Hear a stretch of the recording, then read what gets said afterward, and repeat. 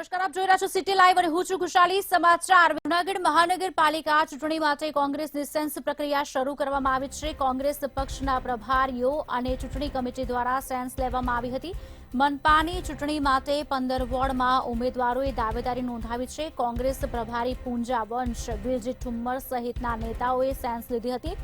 દાવેદારોની યાદી તૈયાર કરી પ્રદેશ અને કેન્દ્રીય કમિટીને મોકલાશે. તેમજ યાદી મોકલ્યા બાદ ઉમેદવારોના નામની જાહેરાત કરાશે. ભાજપ ઉમેદવારોની ખરીદી બંધ કરે, પૂંજા વંશની નિવેદન સામે આવ્યું છે. ખેલદિલીથી ચૂંટણી થશે તો કોંગ્રેસનો વિજય નિશ્ચિત હોવાનો નેતાઓએ વિશ્વાસ પણ વ્યક્ત કર્યો છે.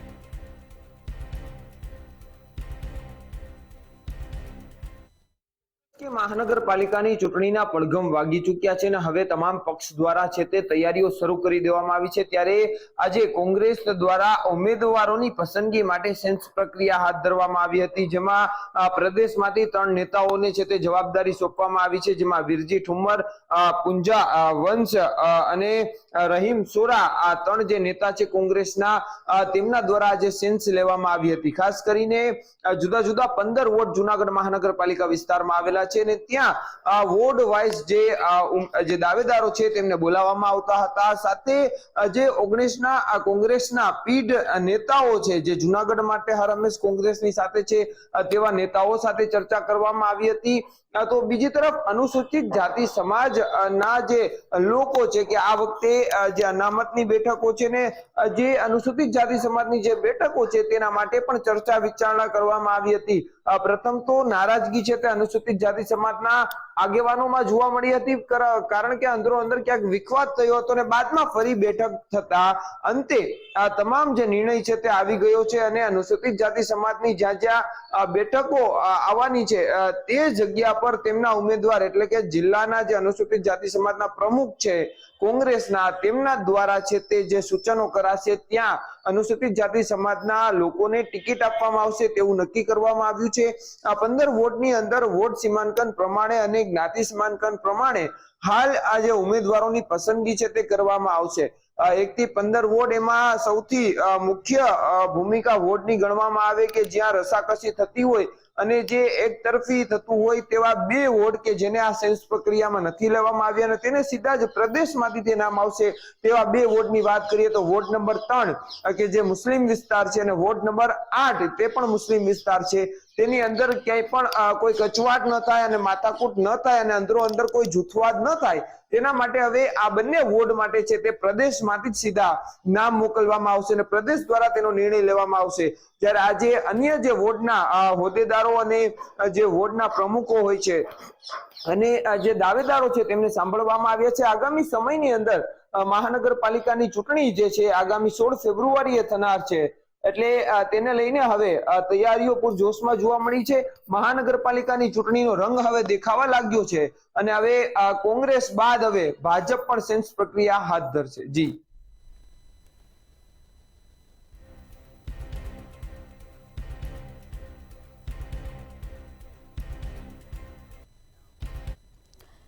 સ્માર્ટ સિટી વડોદરાનો વધુ એક અંધેર વહીવટ સામે આવ્યો છે. શહેરમાં સેન્ટ્રલ હોલના નવીનીકરણનું કામ ચાલી રહ્યું છે. પાણી પુરવઠા વિભાગ હોલનું નવીનીકરણ કરી રહ્યું છે. ફ્યુચરિસ્ટિક તેમજ બિલ્ડિંગ વિભાગનું કામ અન્યને ફાળવવામાં આવ્યું છે. ન્યાય મંદિર સેન્ટ્રલ હોલમાં પાણી પુરવઠા વિભાગ કામ કરી રહ્યું છે. પાણી પુરવઠા વિભાગ પાસે કન્સ્ટ્રક્શનનું કામ કરાવતા હવે સવાલો ઉઠવા પામ્યા છે. હોલ નવીનીકરણની દરખાસ્ત પણ પાણી પુરવઠા વિભાગ દ્વારા મોકલાઈ છે. પાણી પુરવઠા વિભાગ દ્વારા સ્થાયી સમિતિમાં દરખાસ્ત મોકલવામાં આવી છે.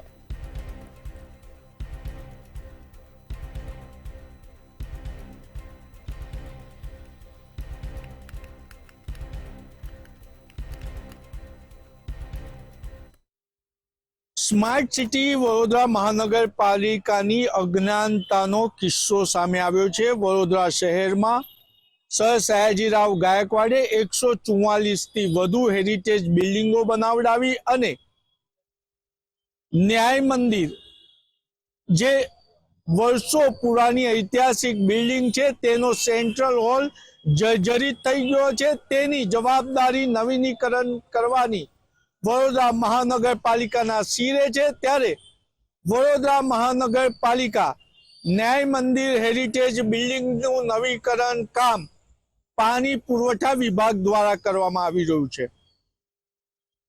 આ અજ્ઞાનતા અને મૂર્ખતા ભર્યો સ્માર્ટ સિટીનો કિસ્સો કહેવાય, કારણ કે પાણી પુરવઠા વિભાગની જવાબદારી પાણી વિતરણ તેમજ પાણીના સોર્સ ઊભા કરવાની છે.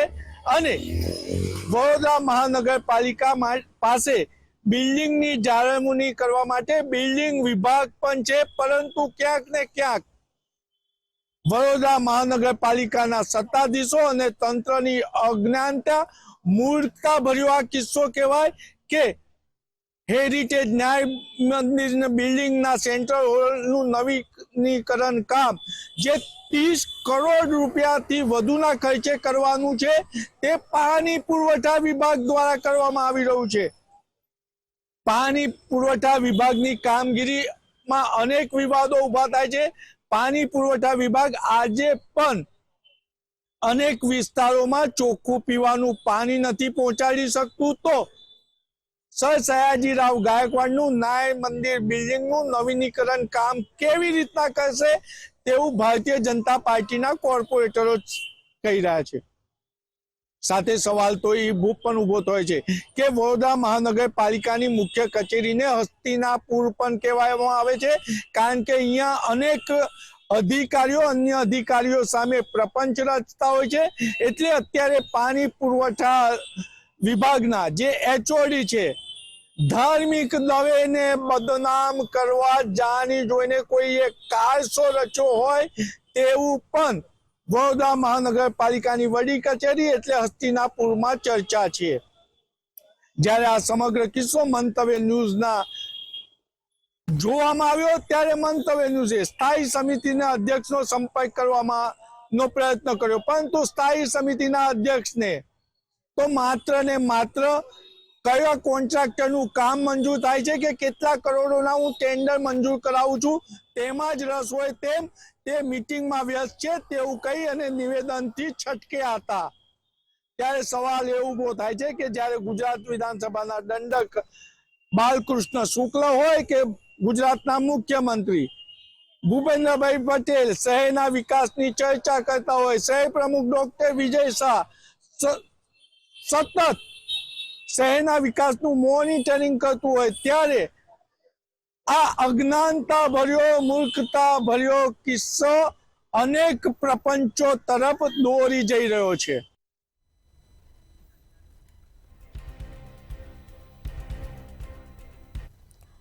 રાજકોટ રૂરલ એસઓજીએ 2 બાંગ્લાદેશીઓને ઝડપી પાડ્યા છે. રંગપર ગામેથી 2 બાંગ્લાદેશીઓની અટકાયત કરાઈ છે. બંને શખ્સો ગેરકાયદેસર રીતે ભારતમાં રહેતા હતા. ભારતીય નાગરિકતા ન હોવા છતાં શખ્સો ભારતમાં રહેતા હતા. રંગપરના પાટિયા પાસે મારુતિ સોસાયટીમાં બાંગ્લાદેશીઓ રહેતા હતા. આખરે તેઓને ઝડપીને કાયદેસરની કાર્યવાહી હાથ ધરવામાં આવી છે.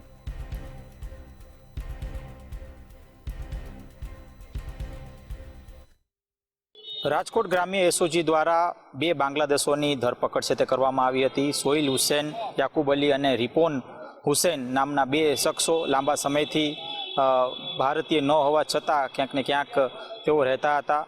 રાજકોટ પાસે આવેલું રંગપર જે ગામ છે તેમાં મારુતિ સોસાયટીમાં લાંબા સમયથી તેઓ રહેતા હતા અને ક્યાંક ને ક્યાંક એસઓજી દ્વારા હાલ તેઓની ધરપકડ કરવામાં આવી છે. અને આ સમગ્ર ઘટનાની જો વાત કરવામાં આવે તો એસઓજીને બાતમી મળી હતી અને બાતમીના આધારે આ બંનેની ધરપકડ કરવામાં આવી છે.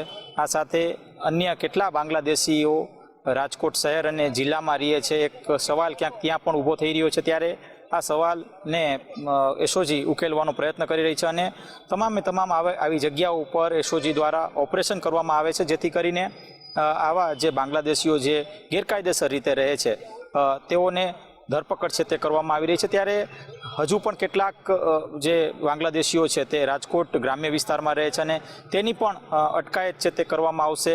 ખાસ સમગ્ર ઘટનાની જો વાત કરવામાં આવે તો લાંબા સમય પહેલાં કહી શકાય કે આવા કેટલાક બાંગ્લાદેશીઓની પણ ધરપકડ થઈ ચૂકી છે, પણ રાજકોટમાં વધુ 2 બાંગ્લાદેશીઓની ધરપકડ છે તે કરવામાં આવી છે.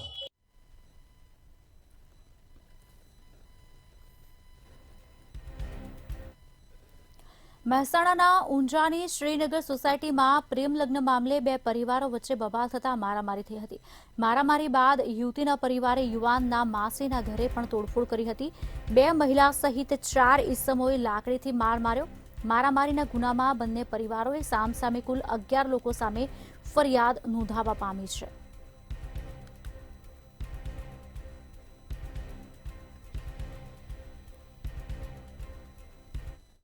મહેસાણા જિલ્લાના ઊંઝા તાલુકાના શ્રીજીનગર સોસાયટીની અંદર બનાવ બન્યો છે અને પ્રેમ લગ્નના મામલે બે પરિવાર વચ્ચે બબાલ થઈ હતી અને જેને લઈને સામસામે ફરિયાદો કરવામાં આવી છે અને તેને લઈને જે પ્રેમ લગ્ન કરનાર યુવતીનો ભાઈ મળવા જતા ઢસડ્યો હતો અને ત્યારે જે કહેવાય કે જે છોકરો હતો જે છોકરીને લઈને ભાગી જનાર તે છોકરી એના માસીના ઘરે ગયો, છોકરો માસીના ઘરે ગયો હતો ને ત્યારે તેનો ભાઈ છોકરીનો ભાઈ મળવા આવતા છોકરાને તેને જે તેનો સાળો હતો તેના ઉપર હુમલો કરવામાં આવ્યો હતો અને ત્યારબાદમાં ત્યારે તેનું ફેમિલી આખું આવ્યા બાદ તેના માસીના જે છોકરો ગયો હતો તેના માસીના ઘરે ખબર અંતર પૂછવા માટે અને તેને લઈને તે પરિવાર દ્વારા તે છોકરા પર હુમલો કરવામાં આવ્યો હતો અને છોકરાએ બંને બાજુ થઈને કુલ બંને પરિવાર સામસામે ફરિયાદો કરવામાં આવી છે ને તેમાં બે મહિલાઓ સહિત 4 ઈસમોને લાકડીથી માર મારવામાં પણ આવ્યો હતો અને યુવતીના પરિવારને યુવાનના માસીના ઘરમાં જ તોડફોડ કરી છે અને જે બારીના કાચ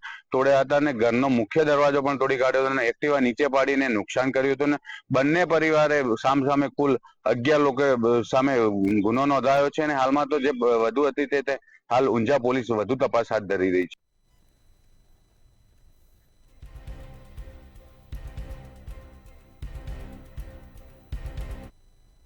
ભાવનગર જિલ્લા જેલમાં આજીવન કેદની સજા ભોગવી રહેલા 12 કેદીઓમાંથી 9 કેદીઓને વહેલી મુક્તિ આપવામાં આવી છે. ગુજરાત જેલ વિભાગના ડીજીપી ડોક્ટર KLN રાવના માર્ગદર્શન હેઠળ અને જેલ અધિક્ષક LM રાઠોડના પ્રયાસોથી આ નિર્ણય લેવામાં આવ્યો. જિલ્લા મેજિસ્ટ્રેટની અધ્યક્ષતામાં મળેલી જેલ સલાહકાર સમિતિની બેઠકમાં 11 કેદીઓને હકારાત્મક અભિપ્રાય મળ્યો. આ કેદીઓએ 14 વર્ષની સજા પૂર્ણ કરી અને જેલમાં સારી વર્તણૂક દાખવી છે. તેમણે વિવિધ સુધારાત્મક પ્રવૃત્તિઓમાં પણ ભાગ લીધો હતો અને જેલ ઉદ્યોગમાં સારી કામગીરી કરી હતી. BNSS 2023ની કલમ 473 અંતર્ગત તેમની બાકીની સજા માફ કરવામાં આવી છે.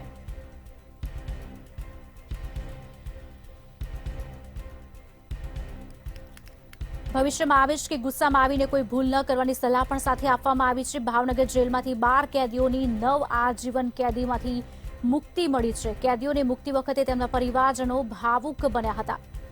14 વર્ષની સજા પૂર્ણ કરી અને જેલમાં સારી વર્તણૂક દાખવી હતી. 12 કેદીઓમાંથી 9 આજીવન કેદીને મુક્તિ મળી છે. ભવિષ્યમાં આવીશ કે ગુસ્સામાં કોઈ ભૂલ ન કરવાની પણ સાથે સલાહ આપી છે. ગુજરાત જેલ વિભાગના ડીજીપીના માર્ગદર્શન હેઠળ આ નિર્ણય લેવામાં આવ્યો છે. આપને જણાવી દઈએ, પરિવારજન પણ ભાવુક થયા હતા કારણ કે 14 વર્ષની સજા હતી અને તેમાં પણ તેઓને મુક્તિ જલ્દી મળી ચૂકી છે અને જેલમાં તેમણે સારી વર્તણૂક રાખી હતી. ઉદ્યોગમાં પણ સારો એવો ભાગ લીધો હતો. જેલ અધિક્ષકે મુક્ત થયેલા કેદીઓને શ્રીમદ ભાગવત ગીતા પણ સાથે આપી છે.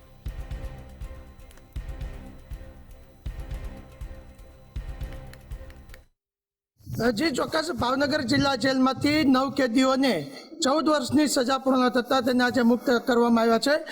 ખાસ રાજ્યના જે જેલ ડીજીપી છે KM રાવલ તેના માર્ગદર્શન નીચે ભાવનગર જિલ્લા જેલર જે ML રાઠોડ સાહેબ છે તેમની અથાગ પ્રયત્ન બાદ જે 14 કેદીઓ હતા તેમના સારા વર્તનને લઈને તેમને BNS તેમની જે અભિપ્રાય છે તે આપવામાં આવ્યો હતો અને 14 કેદીનો જે અભિપ્રાય છે તેમાંથી 11 કેદીને મુક્ત કરવાનો કહી શકાય કે નિર્ણય લેવામાં આવ્યો હતો. તેમાં 9 કેદીઓને આજરોજ મુક્ત કરવામાં આવ્યા છે અને મુક્ત કરવાની સાથે તેમને ભગવદ્ ગીતા પણ આપવામાં આવી હતી અને શુભ સંદેશ સાથે અને બહાર હવે સમાજમાં પણ સારી રીતે તે વર્તન કરે તેવા આશ્રય સાથે આ જે 9 કેદી છે તેને મુક્ત કર્યા છે.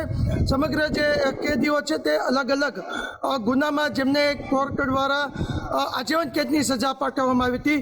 આજીવન કેદની સજા દરમિયાન તેમને હાલ 14 વર્ષની સજા છે તે ભોગવી લીધી છે અને જે 14 વર્ષની સજાનો જે સમયગાળો છે તે સમયગાળામાં તેમના દ્વારા જે વર્તન અને પોતાની જે કહી શકાય કે ભૂલ છે તે ભૂલની પણ પ્રચ્છેદ કરી લીધો છે, જેને લઈને BNS કાયદા હેઠળ જે રીતના 14 કેદીઓનો એક અભિપ્રાય તૈયાર કરવામાં આવ્યો હતો અને આ અભિપ્રાય હેઠળ જિલ્લા મેજિસ્ટ્રેટની હાજરીમાં 9 કેદીઓને આજે મુક્ત કરવામાં આવ્યા છે અને 9 કેદીઓને સન્માન સાથે મુક્ત કરીને આવનારા જે જીવન છે, આવનારો જે સમય છે તે પોતાના જીવનની અંદર સમાજની અંદર સારા વ્યક્તિત્વ સાથે વિતાવે તેવી પણ એમને આશા વ્યક્ત કરી છે.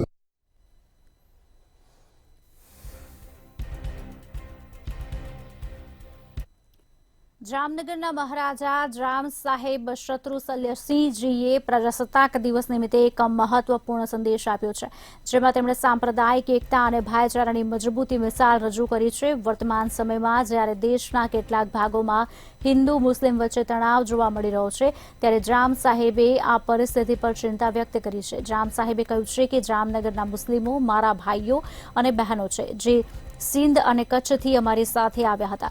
હંમેશા મારા પરિવાર પ્રત્યે વફાદાર રહ્યા છે. હું તેમની સંભાળ રાખવા માટે મારા શ્રેષ્ઠ પ્રયાસો કરીશ. મુસ્લિમો મારા ભાઈઓ અને બહેનો છે, સિંધ પ્રાંતથી અમારી સાથે આવ્યા હતા અને તમામ પ્રયાસો કરીશ તેમને સાચવવાના. મુસ્લિમો મારા ભાઈઓ અને બહેનો છે, તેવું પણ સાથે કહ્યું હતું.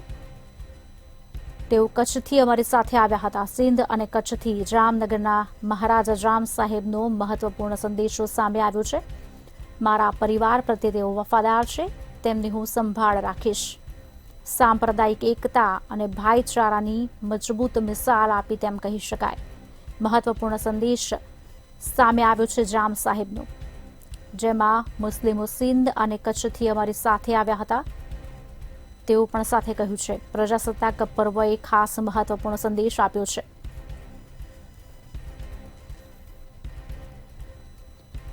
સાંપ્રદાયિક એકતા ભાઈચારાની મજબૂત મિસાલ આપી છે.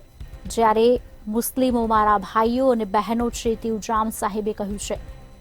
મુસ્લિમો સિંધ અને કચ્છથી અમારી સાથે આવ્યા હતા, તેમની સાર સંભાળ રાખવાના તમામ પ્રયાસ કરીશું. ત્યારે શત્રુશલ્યસિંહજીનો પ્રજાસત્તાક પર્વએ મહત્વપૂર્ણ સંદેશ સામે આવ્યો છે. આપને જણાવી દઈએ, જ્યારે મારા પરિવાર પ્રત્યે વફાદાર તેઓ છે, તેમની હું સાર સંભાળ રાખીશ.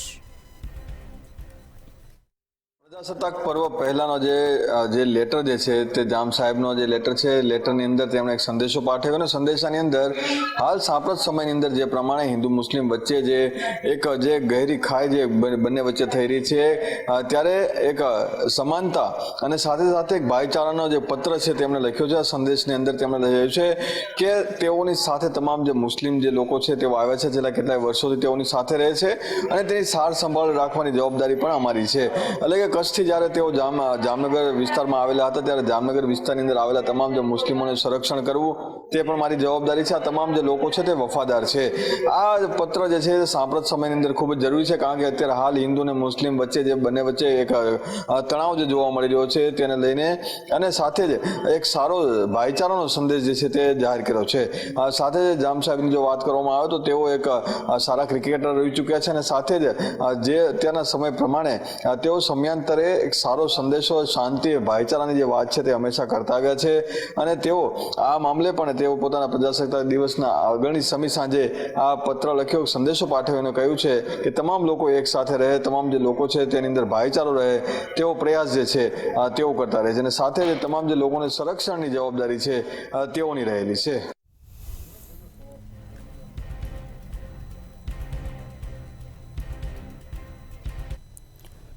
કચ્છમાં પ્રજાસત્તાક દિને રાષ્ટ્રપતિ પદકની જાહેરાત કરવામાં આવશે, જેમાં રાજ્યના 9 પોલીસ અધિકારી અને જવાનોનું સન્માન કરાશે અને પોલીસ કર્મીઓને શ્રેષ્ઠ કામગીરી માટે એવોર્ડની જાહેરાત કરી હતી.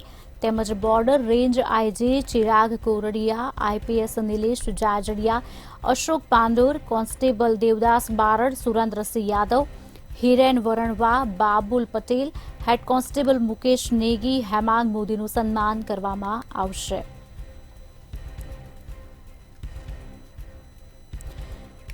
રાજ્યના 9 પોલીસ અધિકારી અને જવાનોનું સન્માન કરવામાં આવશે. બોર્ડર રેન્જ આઈજી ચિરાગ કોરડિયાનું સન્માન કરવામાં આવશે. ત્યારે શ્રેષ્ઠ કામગીરી માટે એવોર્ડ આપવામાં આવશે.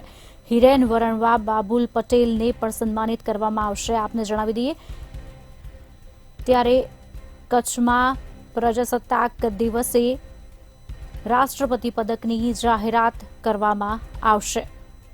રાજ્યના 9 પોલીસ અધિકારી અને જવાનોનું સન્માન થશે.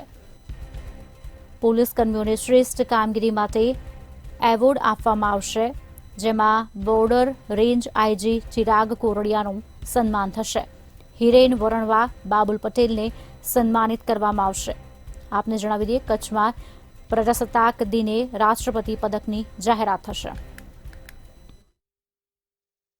પ્રજાસત્તાકના પર્વના કહી શકાય કે રાષ્ટ્રપતિ દ્વારા સન્માનની જાહેરાત છે તે કરવામાં આવી છે. ત્યારે કહી શકાય કે ગુજરાતના 9 પોલીસ અધિકારીઓ સહિત જવાનોનું છે તે સન્માન કરવામાં આવશે.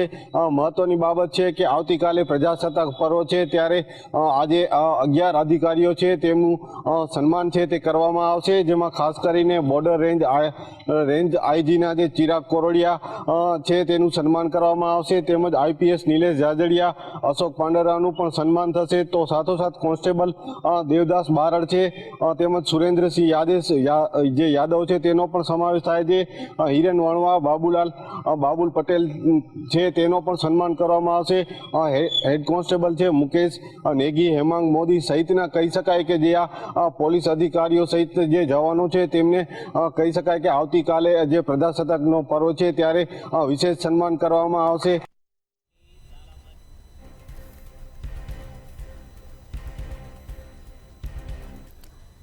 સુરતમાં થયેલા તક્ષશિલા અગ્નિકાંડના વિદ્યાર્થીઓની યાદમાં બનાવેલ સ્મારક 6 વર્ષે ખુલ્લું મૂકવામાં આવ્યું. 2019માં તક્ષશિલા અગ્નિકાંડમાં 22 વિદ્યાર્થીઓના મોત થયા હતા. ત્યારે 68મી માસિક શ્રદ્ધાંજલિ નિમિત્તે એસએમસી દ્વારા મૃતક બાળકોનું બનાવેલ સ્મારક ખુલ્લું મુકાયું અને આજે પણ બાળકોના પરિવારજનો ન્યાય માટે ભટકી રહ્યા છે. જ્યારે ઘટનામાં દોષિત પાલિકા કર્મીઓ, ફાયર કર્મીઓ, જીઈબીના અધિકારીઓ, બિલ્ડર્સ સહિત 14 આરોપીઓ હાલ જામીન પર મુક્ત કરવામાં આવ્યા હતા. સુરતમાં વિદ્યાર્થીઓની યાદમાં એસએમસીએ જે સ્મારક બનાવ્યું હતું તે ખુલ્લું મુકાયું. 6 વર્ષે ખુલ્લું મૂકવામાં આવ્યું છે. આપને જણાવી દઈએ, 68મી માસિક શ્રદ્ધાંજલિ નિમિત્તે આ સ્મારક ખુલ્લું મૂકવામાં આવ્યું છે. આગામી તારીખ 1 ફેબ્રુઆરી અગ્નિકાંડના કેસની ટ્રાયલ પણ થશે. વિદ્યાર્થીઓની યાદમાં આ સ્મારક ખુલ્લું મૂકવામાં આવ્યું છે. બિલ્ડર સહિત 14 આરોપીઓ હાલ જામીન મુક્ત છે અને બહાર ફરી રહ્યા છે. ત્યારે બીજી તરફ પરિવારજનો હજુ પણ શોકમાં જોવા મળી રહ્યા છે.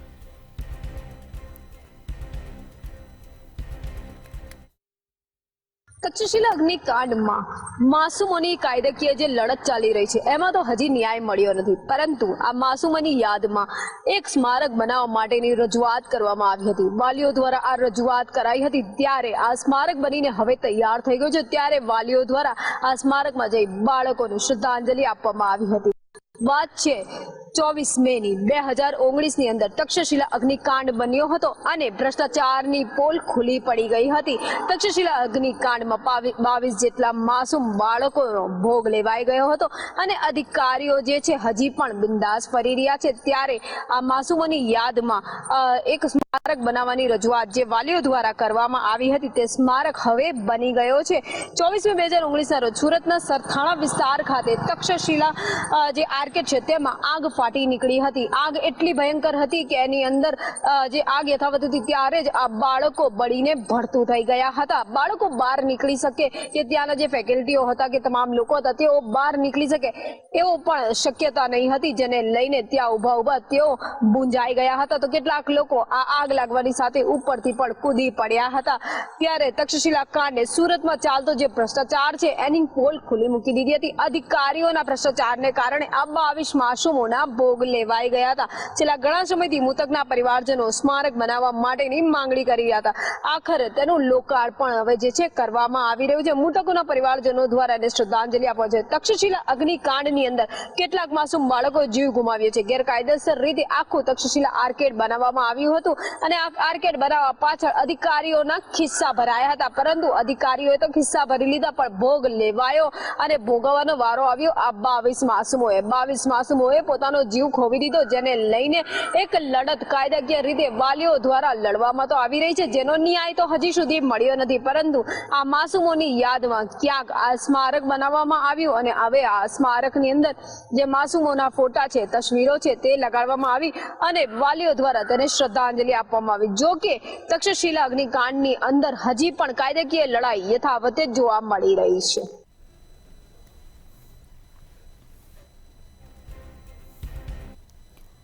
સિટી લાઈવ અત્યારે બસ આટલું જ. રજા આપશો. નમસ્કાર.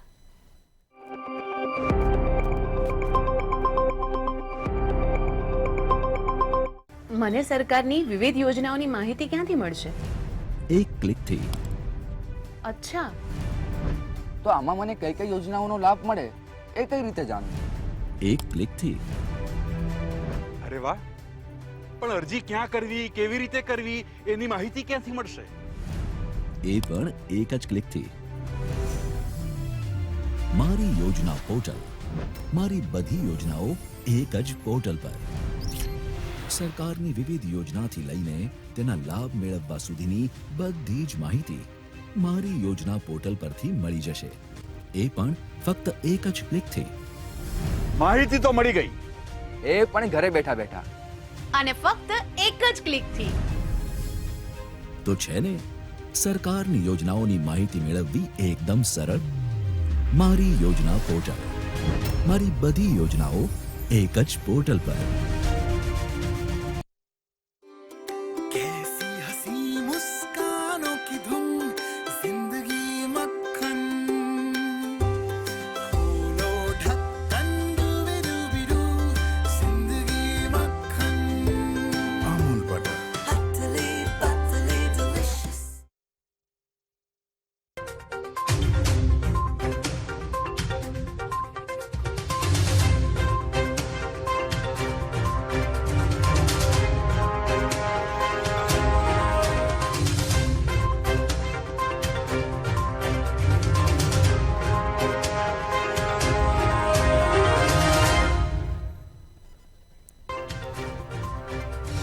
જિલ્લા અને નગરપાલિકાની ચૂંટણીમાં એનસીપી એકલા હાથે લડશે. પડતર પ્રશ્નો, ડ્રગ્સ, રોજગારી તમામ મુદ્દાઓ પર ચૂંટણી લડવાનો દાવો.